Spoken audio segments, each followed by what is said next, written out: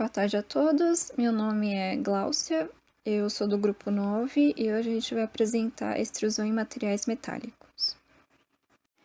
Estes são os principais tópicos que iremos discutir ao longo da apresentação. Do 1 ao 2 será apresentado por mim, do 3 ao 4 pelo Breno, do 5 ao 6 pela Isabela e do 7 ao 8 pelo Nicolas. Agora eu vou falar um pouco sobre a definição e os processos de extrusão. A extrusão é um processo no qual o material é forçado ou escoado através de um orifício. A extrusão de peças metálicas é um processo amplamente usado para a produção de perfis de diversos materiais, como os aços e ligas de alumínio e cobre. Pode ser produzidos por extrusão qualquer forma de seção transversal vazada ou cheia.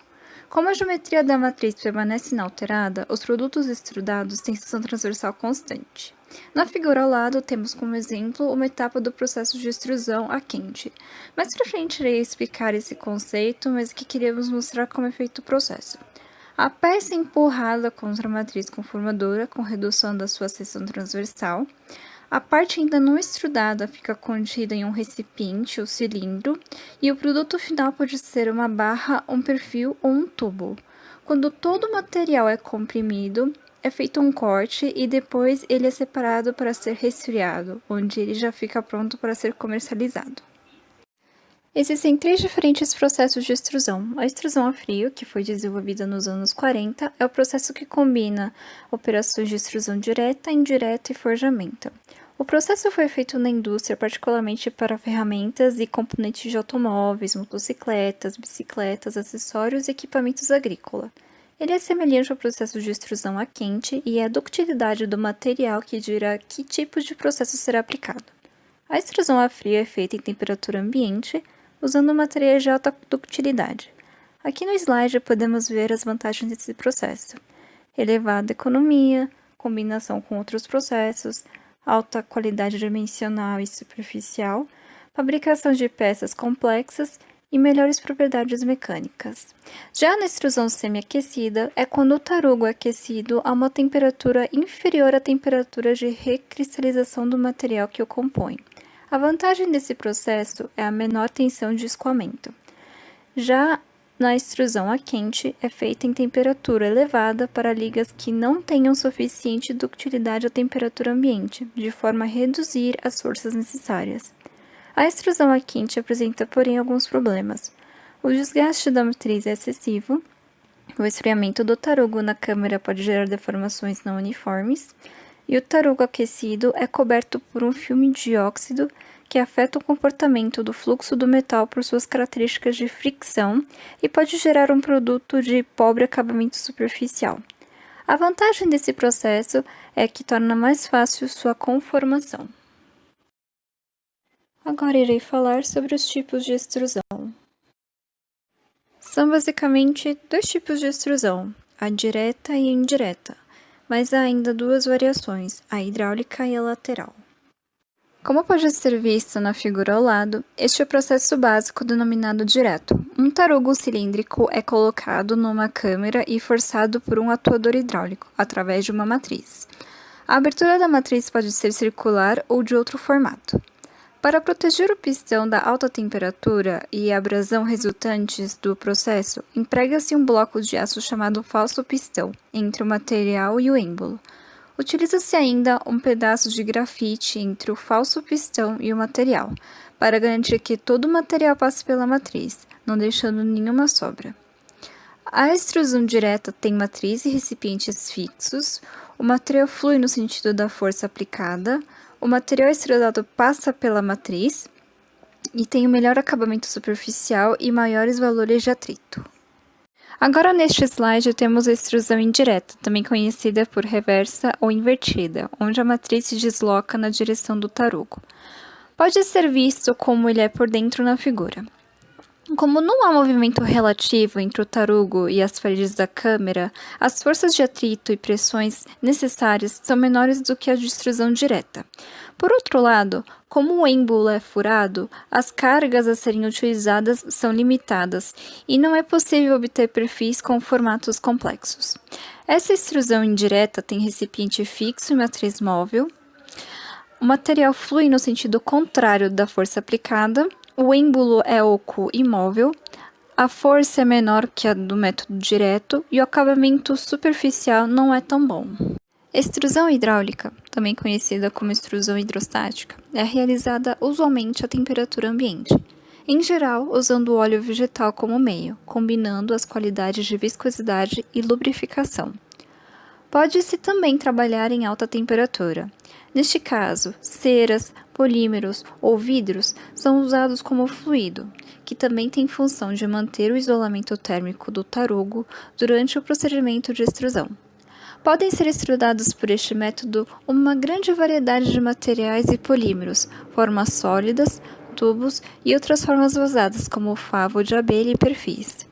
Na extrusão lateral, o material do tarugo é forçado contra a matriz através de uma abertura lateral da câmera, sendo que o sentido de movimento da punção e o sentido do movimento do material extrudado formam um ângulo reto.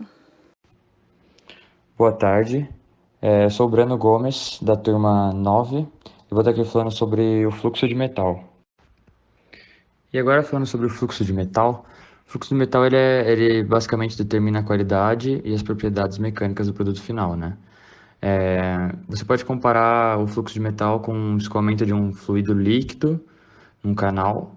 Os seus grãos tendem a ficar mais longos e formar uma estrutura com orientação preferencial. Você fazendo esse fluxo de forma errada pode causar muitos defeitos no seu produto, né? E a técnica do fluxo de metal é basicamente seccionar o tarugo ao longo do seu comprimento e marcar uma das faces com quadriculado, né? As duas metades são juntas depois na câmera e são extrudadas. E aí depois disso elas são separadas de novo para o exame. E agora eu vou falar sobre parâmetros de extrusão.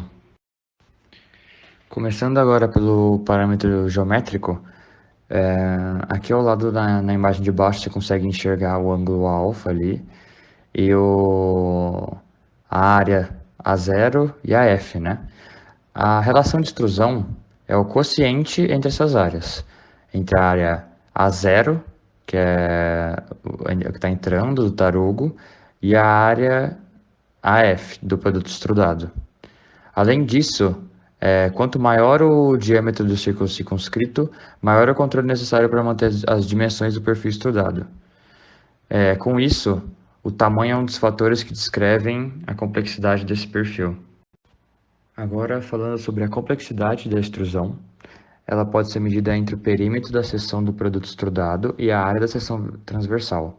Essa relação é chamada de fator de forma e também é usada por muitos especialistas e profissionais de extrusão para poder avaliar os custos. E também há outra medida, que é a classificação dos perfis extrudados em diferentes grupos, que nesse caso é baseada na dificuldade da extrusão. Agora falando sobre os parâmetros físicos, a gente tem um gráfico aqui, né, que mostra a constante da extrusão em várias temperaturas diferentes, né? E isso mostra que além da força para o processo acontecer, depende da temperatura, também depende de várias outras coisas. Depende também da resistência do material, de atrito na câmera e na matriz, da velocidade da extrusão, entre outros. E além disso, a sua fórmula para você conseguir achar a força pode ser calculada como F igual a zero vezes K vezes Ln, que multiplica a zero dividido por AT. Boa tarde a todos, meu nome é Isabela, do Grupo 9, e eu vou falar agora sobre equipamentos de extrusão. A extrusão é um método muito comum que faz parte de vários processos produtivos, como de filmes plásticos, chapas, barras de peças de metais, entre outros. Basicamente, o principal componente é uma prensa hidráulica, ou uma extrusora, que força a passagem do material pela matriz, como se fosse uma pasta de dente ao ser apertada. E seus principais componentes são o motor, a rosca, o barril de aquecimento e a matriz. O motor presente na extrusora faz com que a rosca rotação e com mais efetividade para promover o melhor cisalhamento do material, com maior eficiência. A rosca faz o cisalhamento do material. O que seria isso?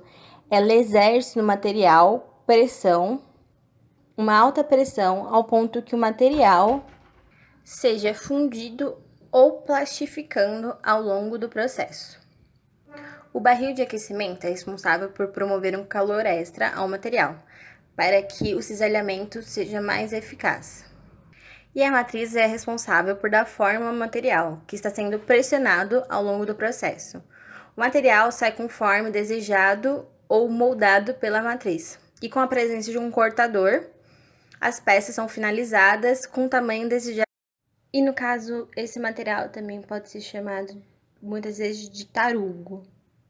Os equipamentos de extrusão ou fieiras, como são comumente chamados, eles possuem uma vasta diversidade e também são determinados conforme o material a ser extrusado, mas são basicamente compostos por um tarugo, forno ou aquecedores para o material, uma matriz, a prensa hidráulica, punção ou haste do embolo, disco de apoio, recipiente, disco de pressão, equipamento para esfriamento do produto extrusado. As prensas são conjuntos de cilindro e pistão, em que o cilindro necessita constantemente de alimentação de líquido sob pressão.